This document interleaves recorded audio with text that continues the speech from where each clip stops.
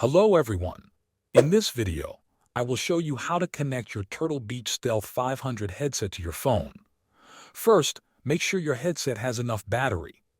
If needed, charge it for a while before starting. Once ready, take your headset and press the power button to turn it on.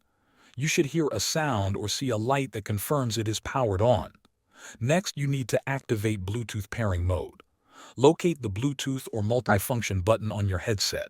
Press and hold this button for a few seconds.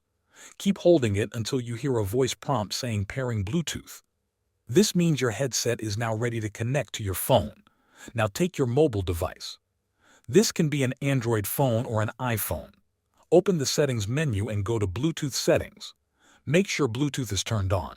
Your phone will start searching for nearby devices. After a moment, you will see a list of available devices. Look for Stealth 500 inches in that list. Tap on it to start the pairing process.